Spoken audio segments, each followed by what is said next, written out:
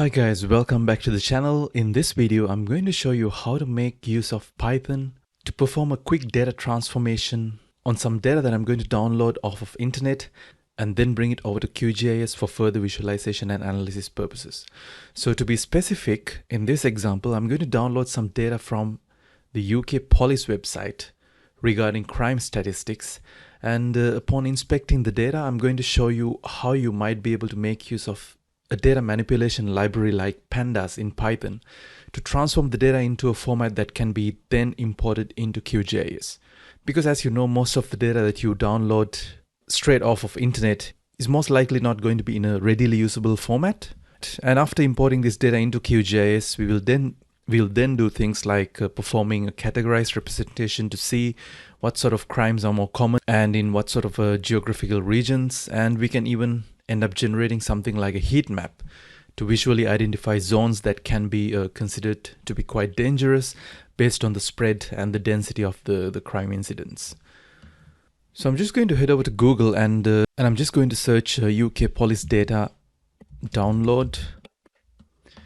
And I'm going to head over to the very first link, which is this data downloads. And if you check the description that's available right over here, these CSV files provide street level crime outcome and stop and search information broken down by the police force. And with regard to the date range, well, this specifies the availability of the data. And as you can see, the latest availability is actually in June 2024. And I'm making this video in August. So you can see that it's lagging a couple of months behind, but it's not too bad. And as the starting entry, I'm going to select the earliest available dataset, which is in July 2021. And from here, you can select the administrative region. I'm going to select City of London Police. So the data is pretty much going to be within and around London. But we are going to have a look at that just in a second. And if you scroll down, you can select include crime data, include outcomes data, and include stop and search data. So I'm just going to select only include crime data. And I'm just going to go ahead and generate the file. And we can go ahead and download it. Just going to navigate into my working folder. And after that, well, we can just give this a name. You can see that it's going to get downloaded as a zip file. That's fine. We can later head over to that particular folder and we can do an extraction. And after that, you can open up that folder.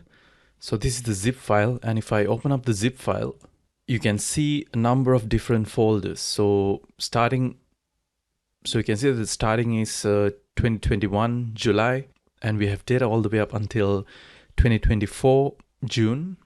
And what we can do is maybe we can just go ahead and extract all of these. So I'm just going to maybe create a new folder called crime data, and let's just make a copy of this and paste it over here. And after that, we can just extract everything all together. So you can see that we managed to extract all the folders and we no longer need this zip file. So I'm just going to go ahead and get rid of it.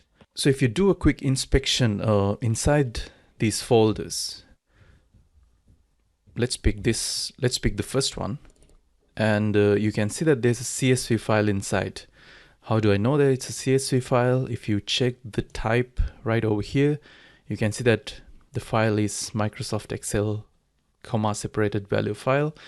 And basically every folder contains one of these files.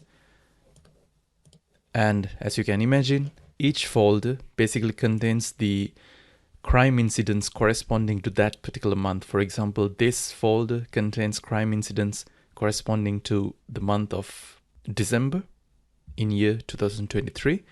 And if you would like to have a look at the structure of the file, well, what you can do is you can just go ahead and open that up. And as you can see, this is how the structure of the file looks like. We have a crime ID, we have the month, and since I opened up the file corresponding to December 2023, you can see that all the incidents are basically corresponding to that particular month. And we have a couple more columns: reported by, falls within, longitude and latitude. Quite important because later on we are going to import this dataset into QGIS, and each incident, well, the location of every incident is going to get imported as a point into our GIS workspace. And to do that, it's essential that we have this latitude and longitude information.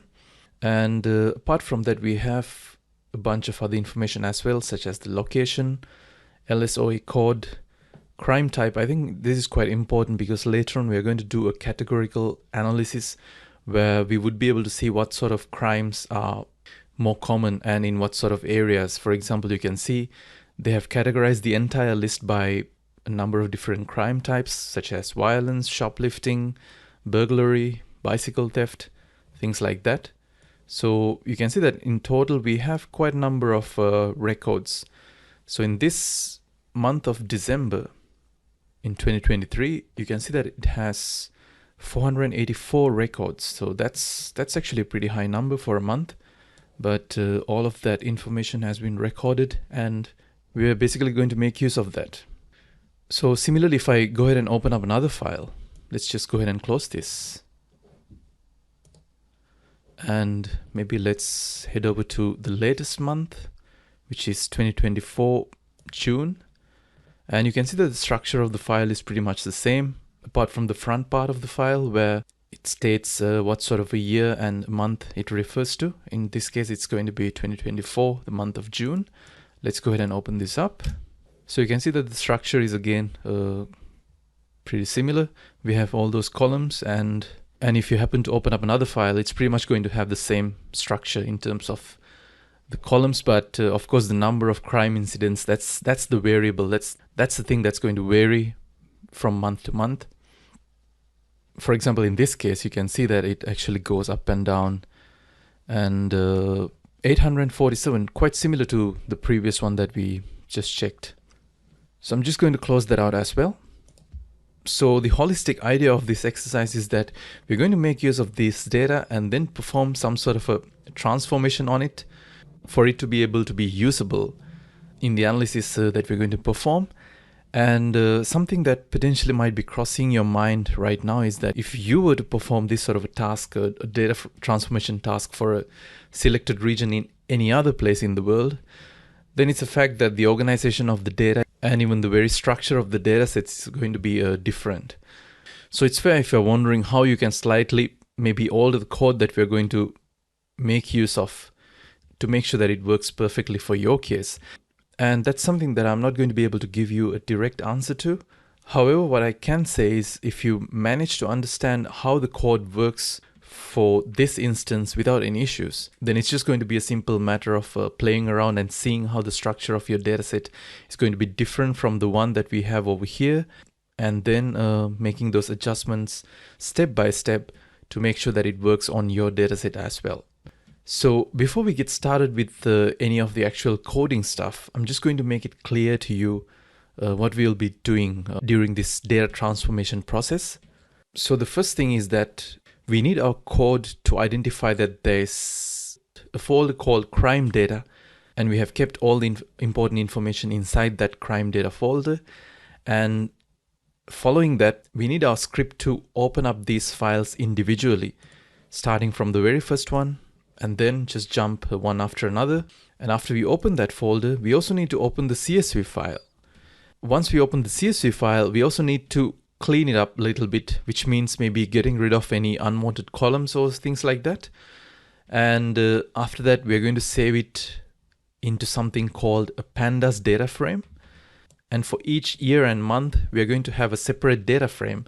So it's just going to be a bunch of different data frames. In this case, as you can see, there are 36 items. So all of this information is going to get contained in 36 different Pandas data frames. And once we have that, we're just going to stack them on top of each other. And we can do that without any problem because we have pretty much the same structure when it comes to the columns and stuff like that. And after that, we can quite comfortably import that into QGIS because we have the latitude and longitude information. So that's pretty much going to be the workflow. And I'm pretty sure you're going to learn quite a lot of important stuff when it comes to transforming data and manipulating data through this exercise. So even if you think that you probably might not come across an exact instance where you would need to transform this type of data set into a dataset that's usable in a GIS environment, I believe still it would be quite useful for you to sort of follow along each and every step and see what we're going through, because the skills that you're going to gain from this tutorial is going to be probably applicable in many other cases, many other examples, and many other instances. So with that, I think we'll just go ahead and get started with the scripting part of this exercise. And you can use any IDE of your choice, but for this case, I'm just going to use Spider IDE, which is basically the integrated development environment. And I'm just going to keep this open just like this, because from time to time, just for purpose of explaining the code to you, I'll be referring back to this main folder and these subfolders from time to time as well. So the first thing that I'm going to do is I'm going to import two Python libraries. The first one is OS, and the second one is import pandas as PD. And after that, I'm just going to define a variable called, let's say, path to main folder. And by main folder, what I refer to is this crime data folder, because inside this crime data folder, we can find all of these other subfolders. So let's just define the path by simply copying this path and pasting it over here. And after that, if you want to just do a quick run and see whether all of these libraries got imported without any problem or not, you can just simply hit run from here. And after that, you can see that we didn't really get any errors or anything like that. And if you want to check whether the path was assigned to this variable or not, you can just simply copy this, and from time to time, you can make use of this IPython console. So I'm just going to paste the name of this variable, and if I hit enter, you can see that the path actually got recorded as I intended. And then I'm going to initiate a for loop, because as you can imagine, we need to loop over the items inside this crime data folder. And before doing that, if you want to actually display all the items inside a particular folder, what you can do is you can actually make use of this OS library. And if you say os.list dir, what it basically does is it's going to list all the directories, all the files inside a specific folder. So right here, you have to specify the path to that folder, and I'm just going to copy this and paste it over here. And if you hit enter, you can see that it basically referred to this main folder, and it just gave us a list of all the items that are inside this main folder. And it's given in the form of a Python list, as you can see, denoted by these square brackets at the beginning and at the end. So if you check the size of this list, length, and I'm just going to paste this entire thing again inside here, it should be 36. As you saw right over here, it's going to be 36 items. So what I'm going to do is I'm going to make use of a for loop, and I'm just going to say for items in this, for items in os.listdir path to main folder. If I just say print and say items, and if I hit run, it's going to basically print all of these different, well, the names of these folders, because it's basically looping over each and every item inside this main folder. So we can keep this print items for the time being. And if you recall the things that we need to do, we not only need to reach this main crime data folder, but during each iteration, I need to reach each and every data file and make sure that I get into that data file as well. So I'm going to create another variable called path to data folder. Well, in an actual coding exercise, you don't really have to be that descriptive with the variables, but since we are doing this for learning purposes, I'm just going to keep the variables as descriptive as possible, just so that you guys won't be confused. So the path to data folder, as you can imagine, should be path to main folder plus name of whatever the file that we're interested in. So very simply, what I can say is it's going to be this plus during each iteration, name of the files are actually saved into this items variable. For example, you can see if I type items over here, this string has been assigned to items, because as you can see, when a for loop runs during each iteration, it keeps track of the value that gets assigned to these items. And during the final iteration, the name of this folder gets assigned to items. So that's why you can see the value of the items is this. So I'm just going to type here items. And if I now run this command, well, I think I don't really need to print this each time. So I'm just going to comment this out and click run. And now if I try to check what the value of this path to data folder is,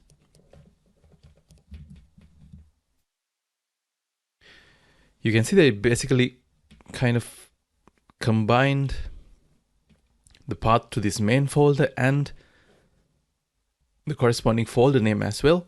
But in the middle, we need to have double backslash. So all we have to do is just add a double backslash right over here. And if I run this again, and if I check path to data folder, now you can see that during each iteration, it's going to actually generate the corresponding path. And now instead of printing items, if I print the paths to data folder, now this is going to be a bit of a messy output, but let's just go ahead and print it.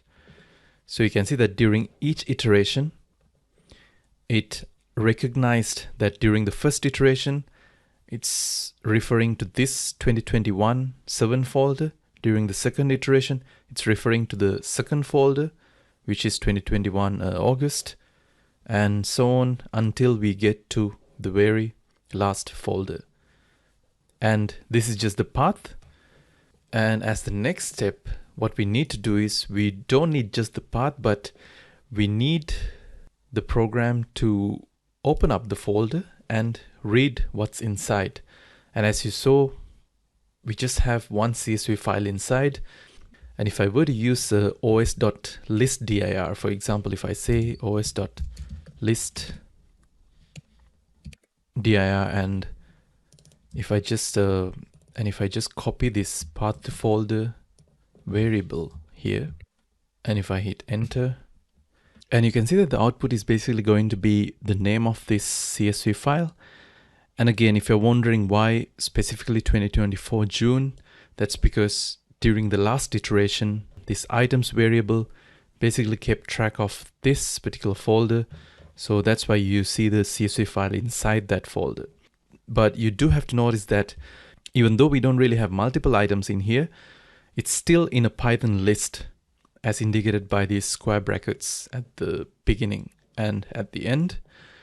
So you basically have to just refer to the very first element given by the index 0, and that's going to return to you this piece of string.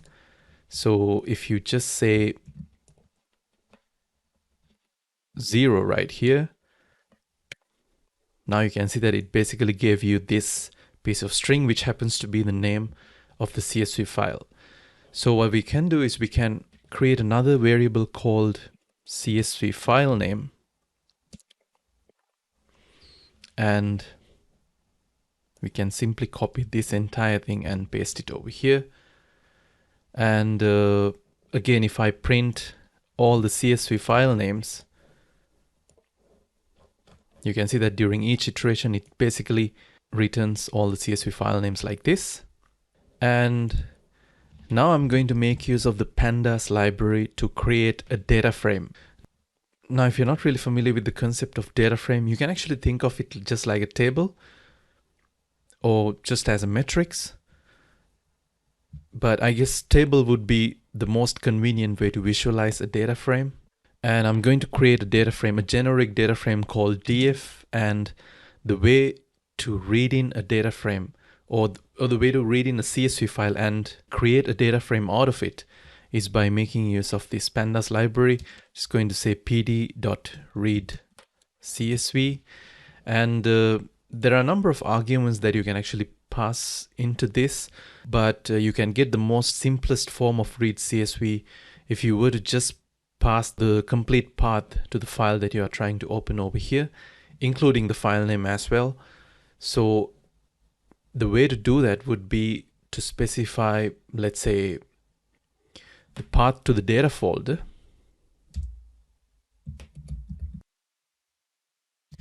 and you're going to add to that the corresponding file name, well, the CSV file name. And when you do that, you would be able to get the complete path to the file, including the file name. But as we did before, what we can do is we can basically copy this into the IPython console and just make sure whether everything is in order or not. And sure enough, you can see over here that it doesn't really have the separation with these two backslashes, so you're going to have to add that. So I'm just going to add that to here as well, at just 2 backslashes. And now if you just copy this entire thing and paste it over here, yeah, now you can see that it actually specifies the corresponding path perfectly to the relevant file.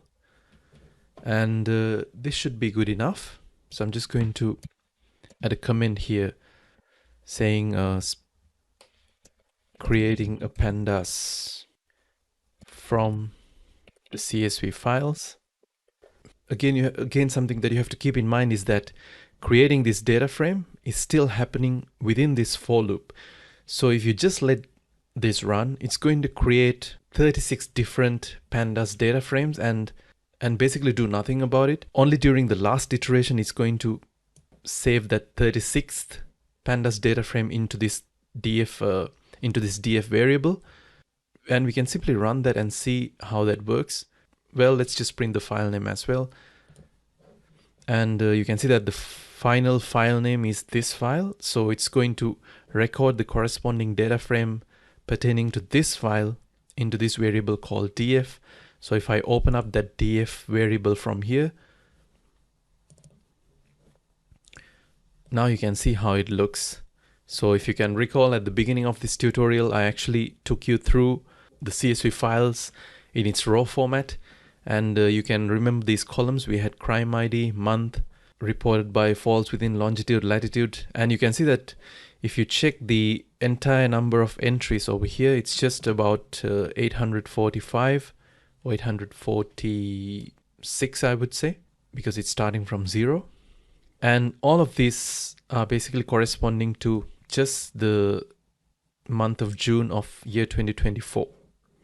And that's the reason why we need to think of a way to kind of record each of these different data frames into something like a Python list, where during each iteration, it'll not just move into the subsequent file and completely forget about what happened in the previous iterations.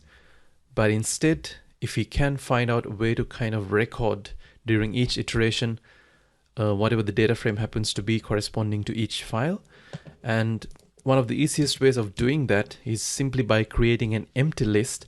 So I'm just going to create an empty list to store the data frames.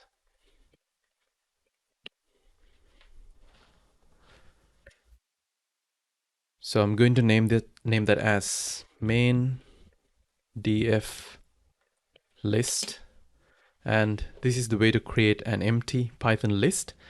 And during each iteration, I'm just going to say main df list dot append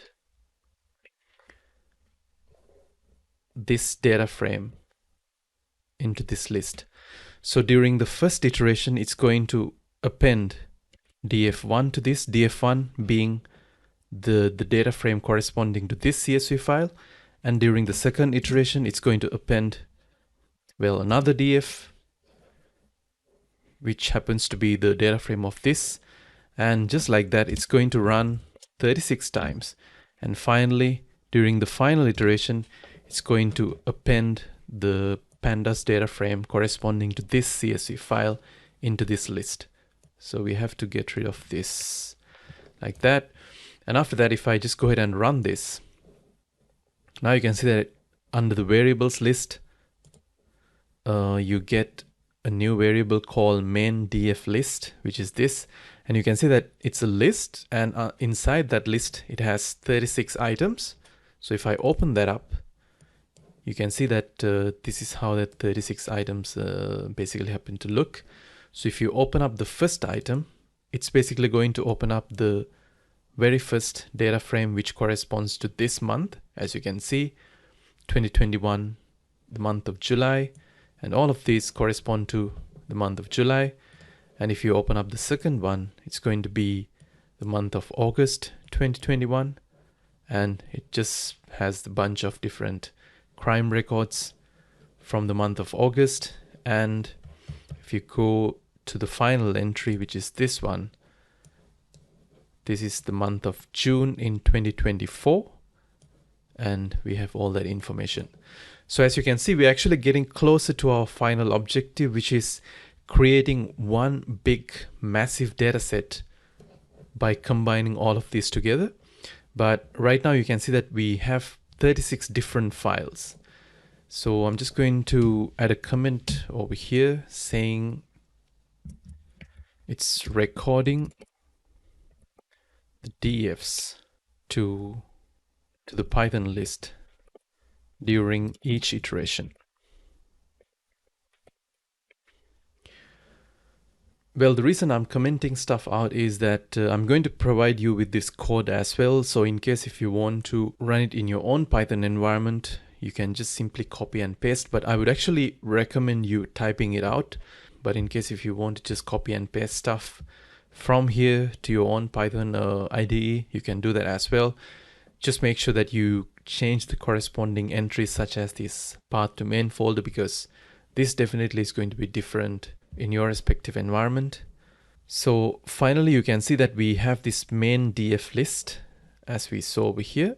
Finally, to stack everything on top of each other, what I'm going to do is I'm going to perform a concatenate operation, and that needs to be done out of the for loop, because the for loop is basically for us to record all of this into this main df list.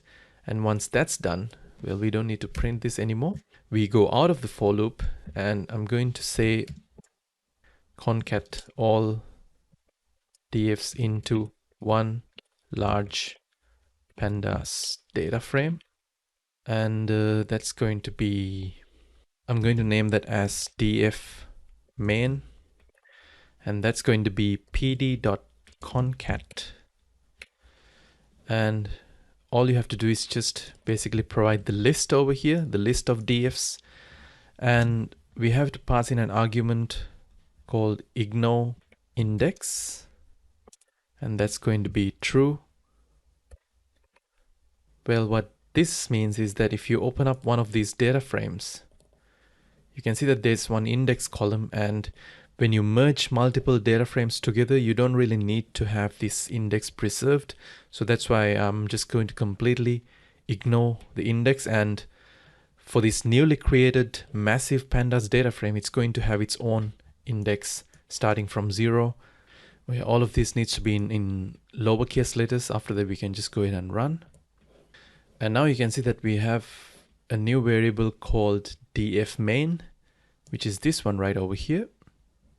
And you can see that in this df main, what has happened is that first let's have a look at the total number of rows, or the total number of items. If I go all the way down, you can see that now we have a total number of 26,982, well, 983 items, because it's starting from 0. And you can see that it started from 2021 July, and incrementally you can see that it's going to November, December, and then the next year 2022 February, March, April, and so on. So you can see what has happened basically it has just stacked or combined the 36 different data frames into one massive giant data frame. And this is what we're going to work with from now on. And just before we move ahead, we can actually go ahead and get rid of some of these unwanted columns. So for example, I would like to preserve maybe the longitude, latitude, and well, the crime type, and of course the month, and maybe the outcome category.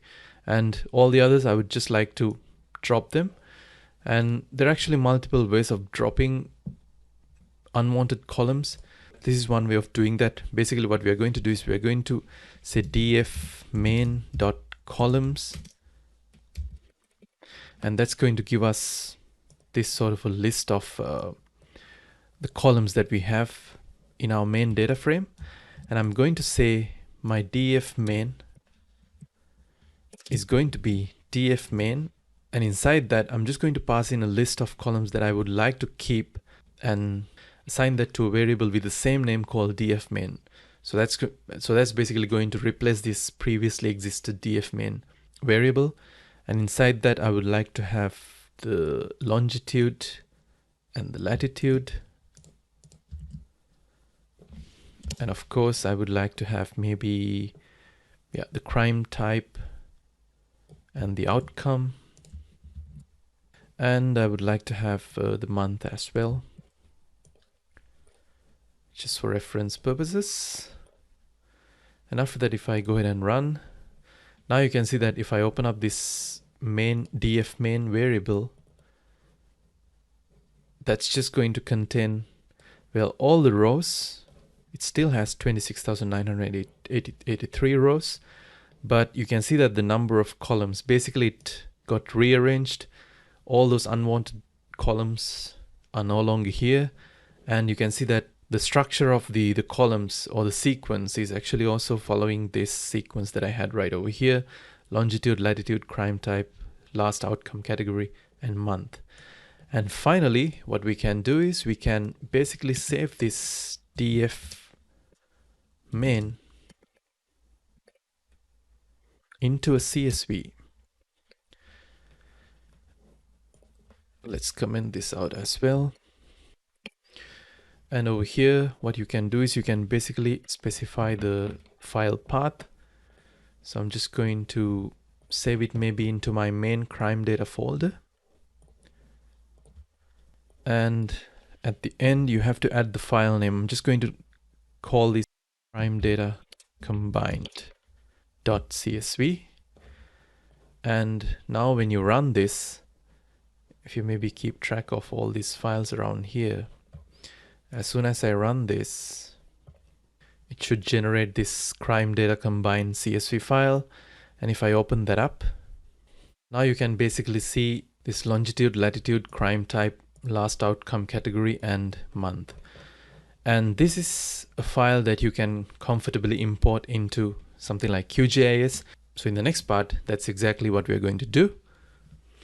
By the way, there's actually going to be this index column that's going to get saved whenever you export a CSV file. But if you're not really comfortable with having that index column over here, or if you deem that that's not necessarily important to have, you can, during the exporting process, you can just add an argument called index over here, and you can just specify the index to be false. And if you run the script again, you will be able to see this crime data combined file again. And if you double click and open that, you can see that we no longer have that index column right at the beginning. So that's the way to get rid of that. We are done with the scripting or the data transformation part. And let's just go ahead and open up QGIS for the next part. And after opening up QGIS, I have added a base map just for visualization purposes.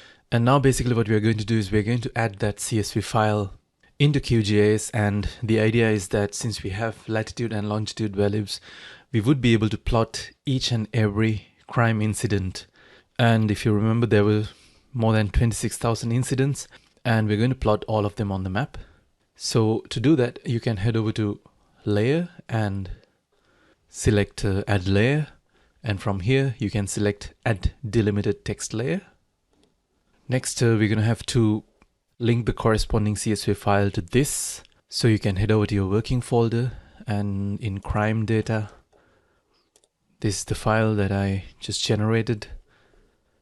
You can click open, and under geometry definition, you have to take care of a couple of options. Now, you have to make sure that you have linked the X field and Y field to the appropriate X and Y columns, and in this case, Y should be latitude and X should be longitude.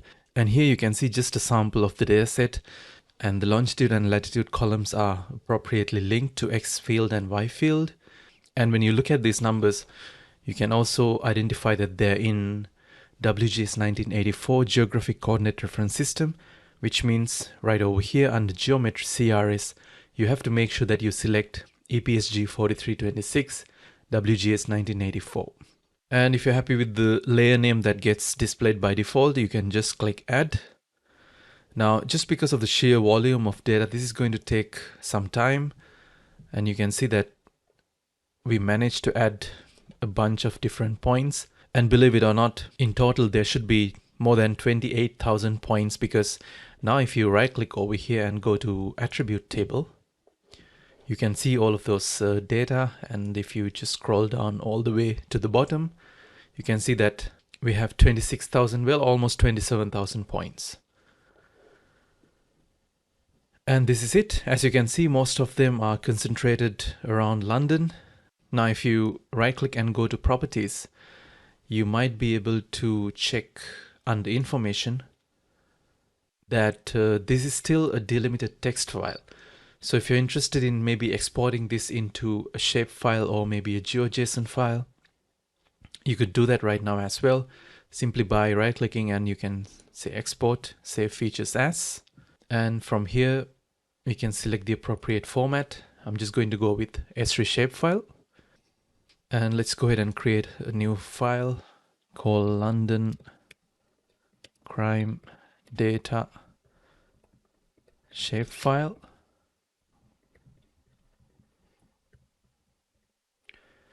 Crime data London. So just click save and OK. And after that, you can just go ahead and get rid of this delimited text file. And now if you open up the attribute table, you can basically see all the points, and it would be interesting to now categorize the crime types or the locations where the crime happened based on the crime type.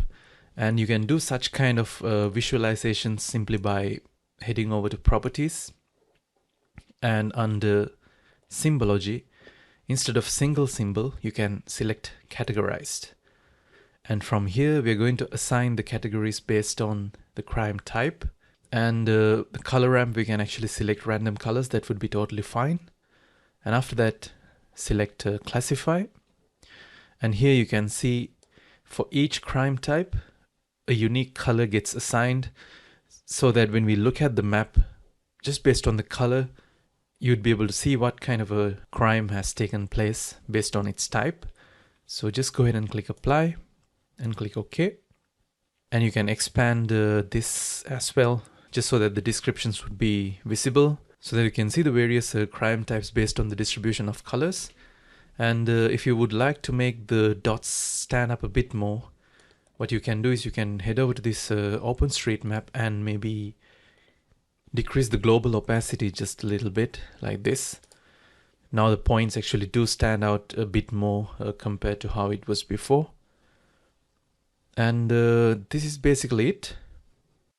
And if you'd like to generate something like a heat map based on this, you can also head over to properties, and under symbology, instead of categorized, you can also select heat map. And from here, you can select appropriate color ramp. I'm just going to go with maybe reds. And when it comes to the radius, well, you can see the rough distance between 2 points by clicking on this button, measure line. And from here, you can just roughly see what kind of a distance we're talking about. So it's about 75 meters, and from here to here it's roughly about 70 something meters. So I'm just going to set my radius or the distance to be roughly about 200 to 300 meters. Let's see how it looks. It's always going to be a parameter that you're going to have to play around until you get the right estimates. And the distance, I'm going to make it to be map units, which is in meters. And the radius, let's just set the radius to be about 250. And we don't really need to weigh the points by any sort of a field. And rendering quality, I'm just going to let it be in the middle. And after that, you can just click apply. And it might actually take a while just because of the sheer number of points. And you can click OK.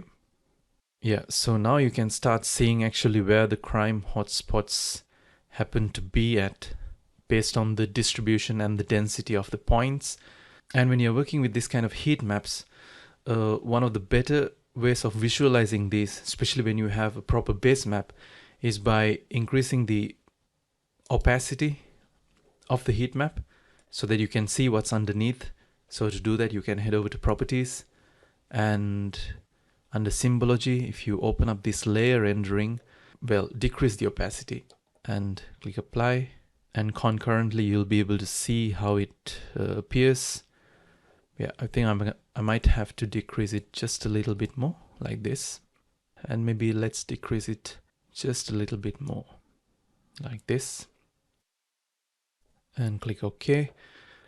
And maybe I will go to properties of the OpenStreetMap and increase the global opacity a bit as well, so that what's underneath will be visible. So you can see a very clear hotspot right around this London-Liverpool street based on the crime incidents that recorded from 2021 July all the way until 2024 June.